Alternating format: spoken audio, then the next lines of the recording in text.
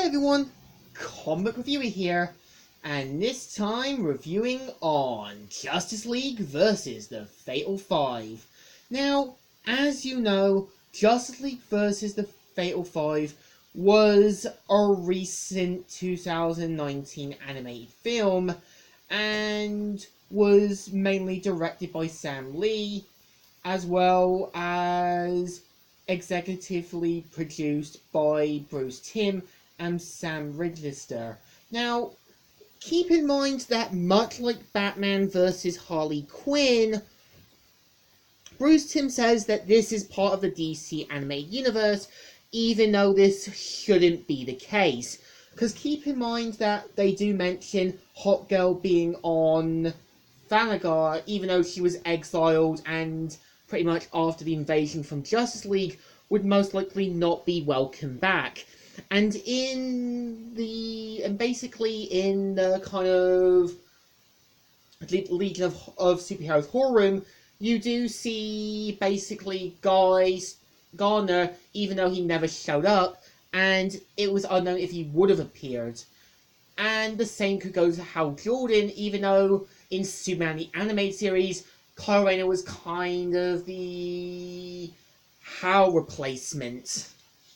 So mainly the premise of the movie is mainly about the Fatal Five, who mainly steal one of the Time Spears, which leaves Starboy to go after them, but due to not having his medicine, causes Starboy to lose his memories, as well as basically not knowing what he was supposed to do.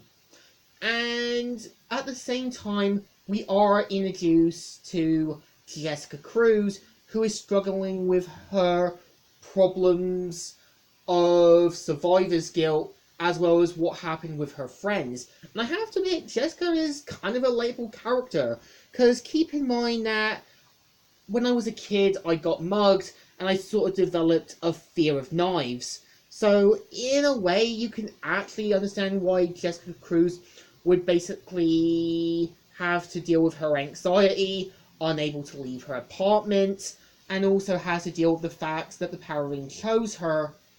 But at the same time, Wonder Woman is trying to help Jessica get over her trauma and help her become part of the Justice League. And with Miss Martian, I was kind of expecting the young Justice voice actress to return, but instead, Daniela Bondila, known for playing Mist in Young Justice Season 3, voices Miss Martian. And I have to say, she's not a bad choice. I feel with Miss Martian, she's basically trying to show Batman that I can be part of the Justice League too, and Batman is kind of like that parental figure who's quick to basically say, no, you haven't proved yourself yet, and quick to point out Jessica's flaws. Now, keep in mind that there actually was one character I was expecting to pop up somewhere, Supergirl. If this was the case, you could have easily had Supergirl show up with the Legion near the end of the movie and help prevent a travesty from happening.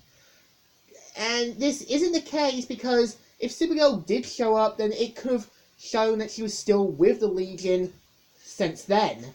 And yeah, they do also change Kilrog's design as well. And I do admit, I give the directors credit in making Jessica's apartment a bit more relatable, because keep in mind that when you watch shows and TV shows, and it's like they said, people's apartments tend to be a bit larger than what they should be.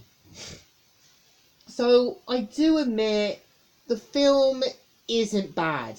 It does feel a bit like a extended episode of Justice League Unlimited, and I feel like it's great to see Kevin Conroy, Susan Eisenberg, and George Newman returning as the main three.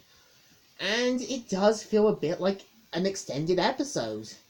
And I do admit with the villains is that they feel a bit like, yeah, they're evil for the sake of it, as you got Mono basically having feelings for the Empress, yet you could have had him doubts about the Empress or her plans. and could have shown a way that him realizing that she doesn't really care. And I feel with the Emerald Empress that, yeah, she does kind of have a more genocidal plan, with no of the other members stopping her. So I do admit, I'm hoping Bruce Timm won't keep saying everything's part of his DCM universe, even though you do see Harley Quinn in prison, despite her reforming at the end of Batman Harley Quinn. And like I said, I don't see Batman Harley Quinn as part of the DC animated universe, and the same with Justice League and the Fatal Five. I do feel it takes place in a different continuity, and keep in mind that some of the heroes, like Batman and Superman, were born either in the early 60s and would be basically too old now. So, in my opinion, the battle left an impact, but definitely an important message to overcome your problems and fears and overcome great obstacles. So I think the movie deserves a thumbs up. It's not that bad. It feels like an extended episode, and I think this was what it was intended to be. So, Comic Reviewer here, signing out.